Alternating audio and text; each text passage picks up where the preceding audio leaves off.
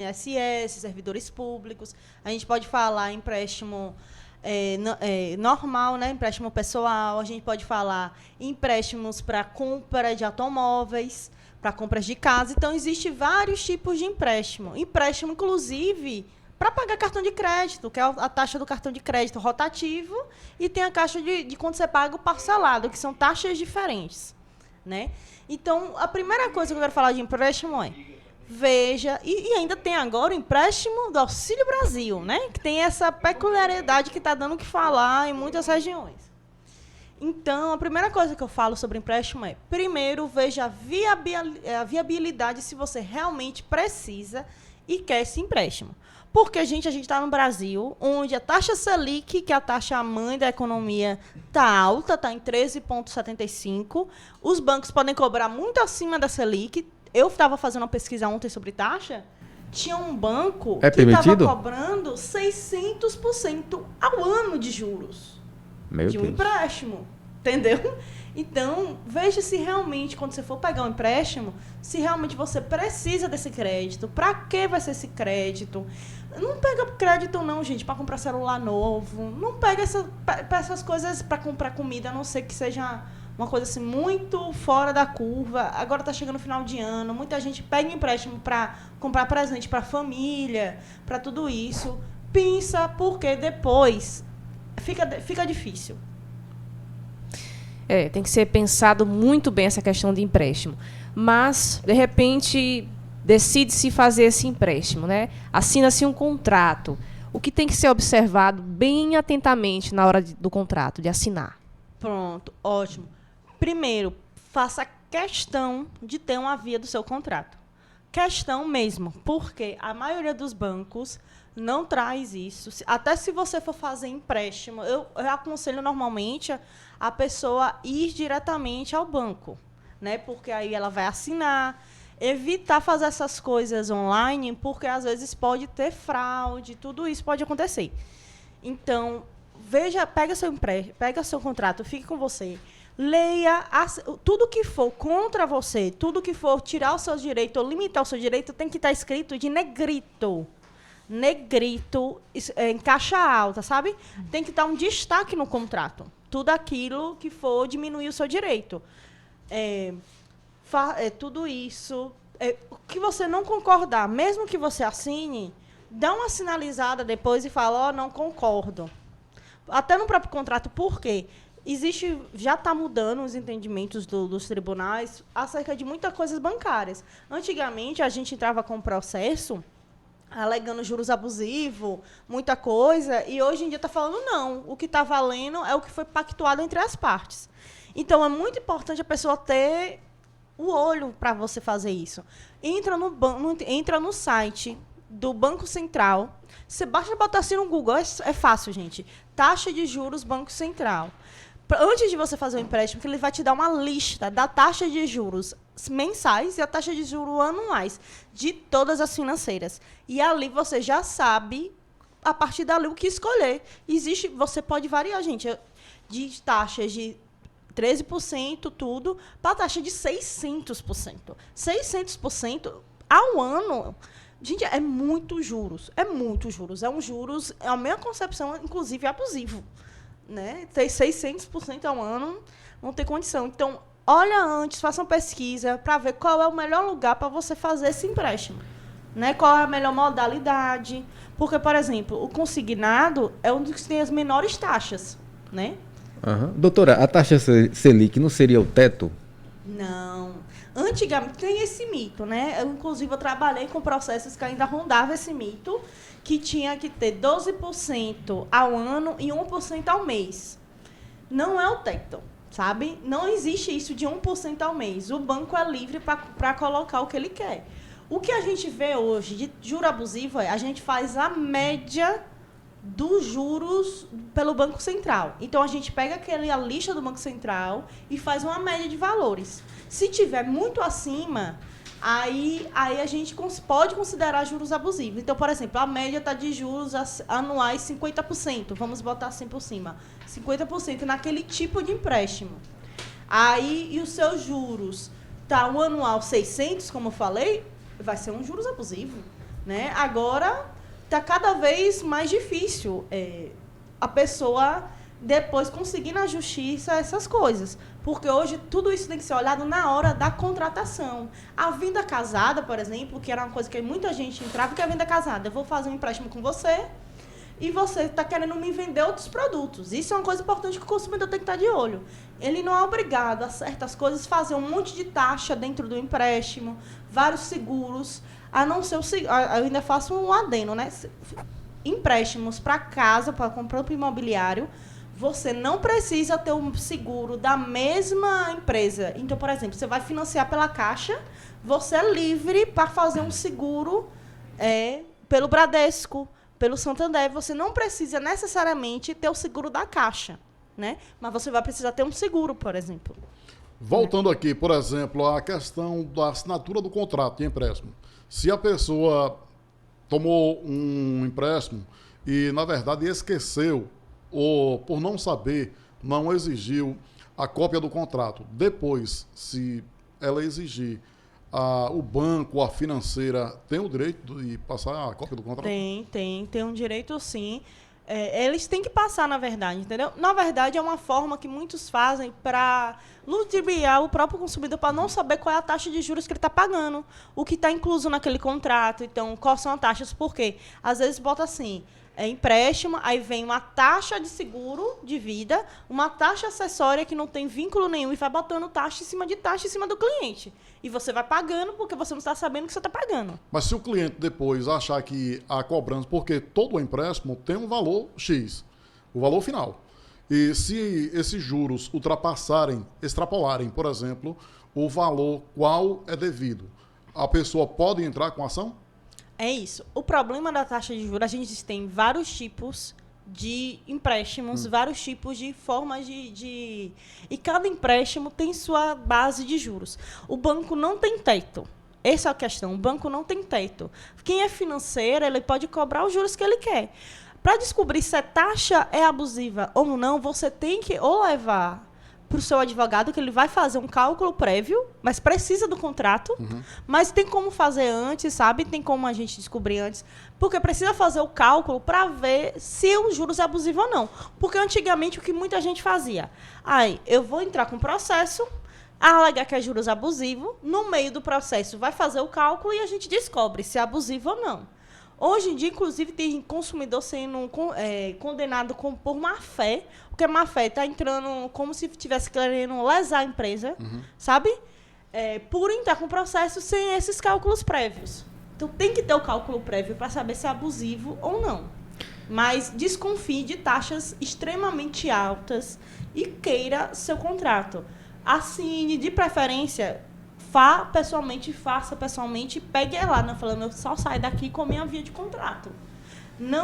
Você não é obrigado a ficar comprando várias coisas ao mesmo tempo, certo? Se você está fazendo um crédito consignado, você não precisa de um crédito de vida, por exemplo, né? Não tem necessidade disso.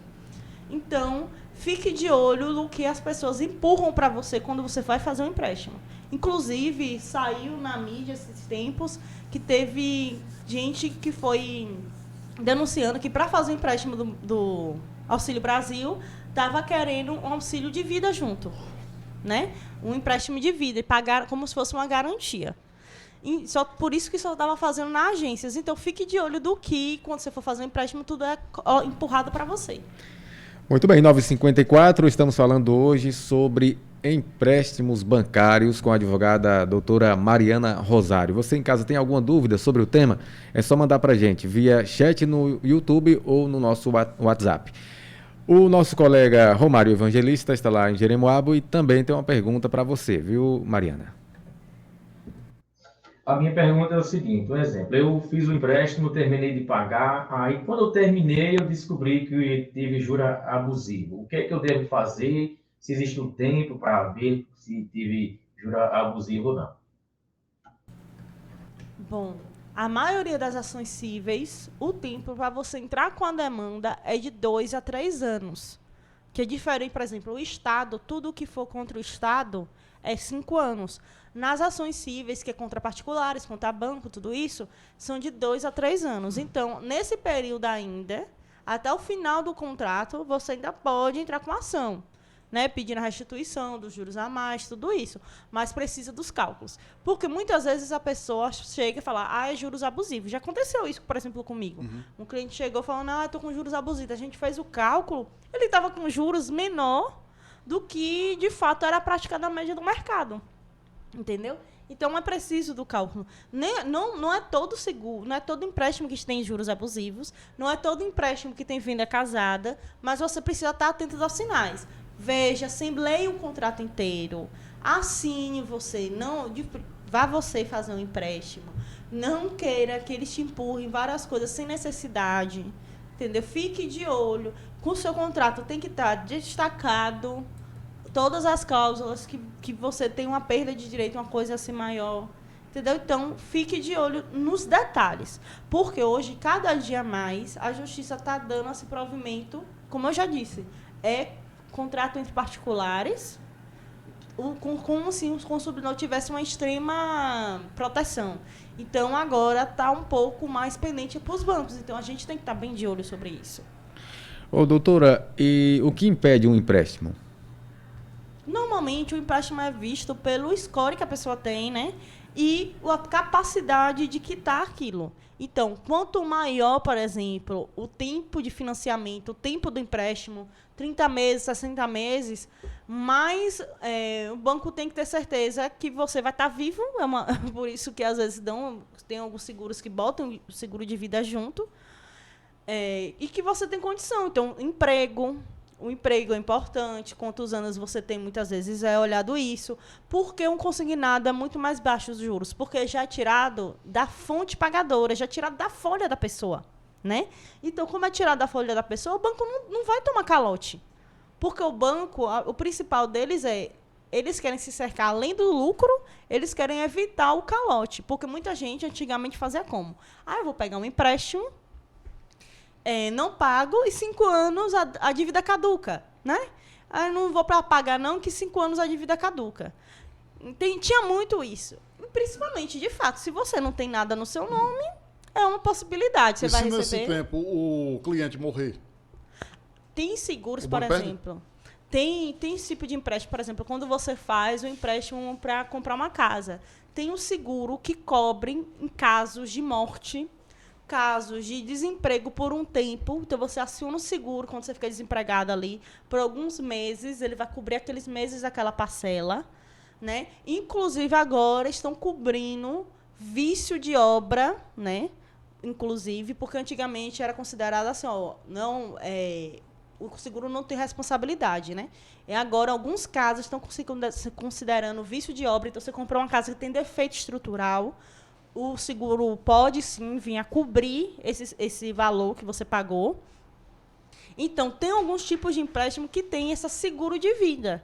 E que o judiciário já falou, olha, isso não é venda casada. Isso é essência do próprio negócio. Precisa ter para existir, né? O que normalmente é venda casada hoje em dia são taxas que não tem explicação. Então, é uma taxa acessória que o banco não sabe nem te dizer para que serve aquilo ali e está lá no meio, você está pagando. Isso é considerado venda casada. Querer condicionar, por exemplo, o empréstimo a uma abertura de uma conta especial. Essas questões de empecilho, né, são consideradas. Com certeza. No início foi falado sobre empréstimo para pagar cartão de crédito. Como é que faz essa questão? Onde é que pega para pagar o cartão? Normalmente é o empréstimo do cartão. Tem 2 tipos, né? Empréstimo do cartão rotativo, que são juros, né? E tem o do juro parcelado. Então, por exemplo, você pega aquele negócio que se parece assim para você. Chega a fatura fechada do seu cartão, olha, a fatura mínima que você tem que pagar aqui é R$300. A parcela mínima aqui é R$300. Né? Que, querendo ou não, é um empréstimo que o banco está fazendo para pagar seu cartão. Você entendeu? Por exemplo, você pega, sua fatura é 2.000 e ele fala, olha, mas se você quiser só pagar o mínimo aqui, é R$300. Isso é um tipo de empréstimo, né? E são que tem juros altíssimos. Altíssimo. Cheque especial, juros altíssimos. Inclusive, tem processos que a pessoa entrou, ela conseguiu ganhar, por quê? Ela queria um empréstimo pessoal, que os juros eram menor para ela, e o banco não estava dando. Ela te falava que ela tinha crédito, mas não estava dando. Só estava empurrando os empréstimos de maiores juros para o consumidor.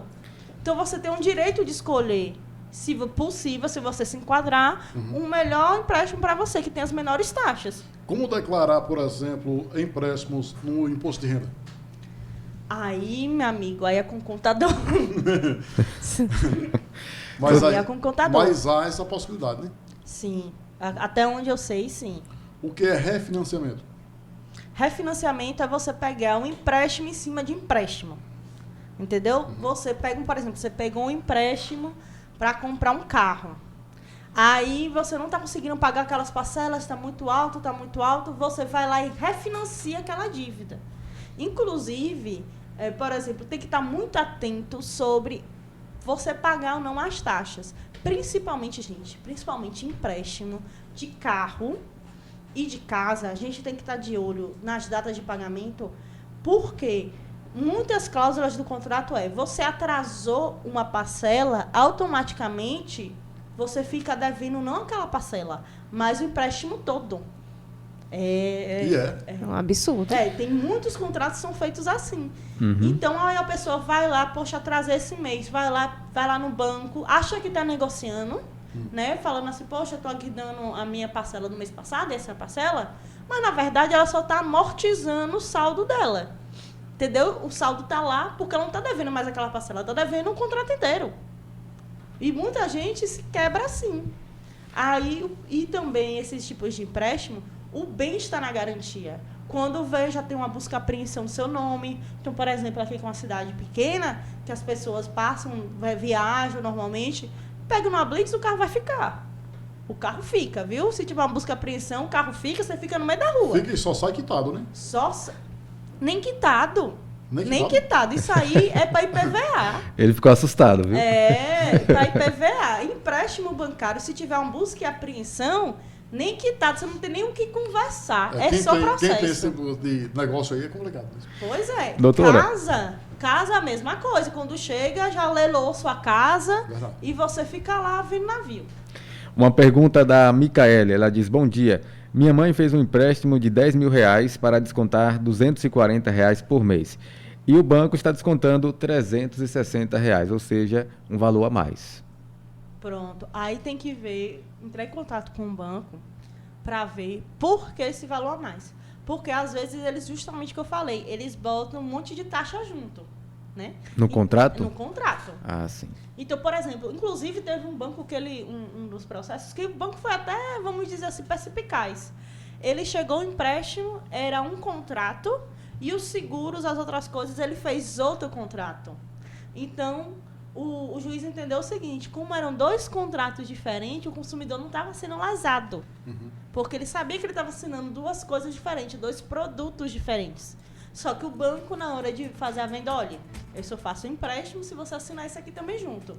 Então, nesse caso aí dela, é bom ela pegar o contrato, ver por que R$300, entrar em contato com o banco, pode ser pessoalmente, mas pode ser via e-mail, a forma de entrar em contato com o banco para saber por que desses R$300. E depois desses R$300, é fazer as contas para ver o que é esse valor que ele está cobrando a mais. É um seguro? É juros a mais? O que é? Por que está cobrando a mais? Entendi. Muito bem. Doutora, a sua dica de hoje para quem pensa em fazer um empréstimo, né, seja consignado ou de outra modalidade, quais os cuidados? Os cuidados como a gente falou, leia sempre, pegue o contrato, entre no site do Banco Central e veja quais são as melhores taxas de juros no mercado. Isso é fácil. Hoje em dia, com 2 minutos, a pessoa tem acesso a essa informação. Evite parcelar a compra em cartão de crédito, que são juros altíssimos.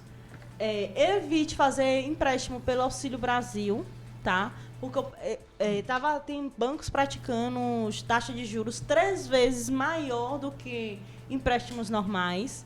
Então, gente, fiquem atentos. Não, quando o banco estiver botando todo mundo para você, as taxas, você não precisa comprar vários outros produtos do banco. E, inclusive, você pode levar sua dívida para outro banco. Por exemplo, Você tá num banco e eles estão cobrando para você 10% de juros mensais. Tem outro banco ali que fala, não, traga sua dívida que eu cobro para você 5%. Você pode fazer a portabilidade de dívida, né? Para você pagar menos empréstimo. E, na dúvida, procure sempre um advogado ou um contador. Perfeito, então um abraço para você e uma excelente semana. Abraços. E, em caso de dúvida, você pode me encontrar pelo Instagram marianarosario.adv e pelo site marianarosario.com. E até semana que vem. Até semana que vem. Deixa eu só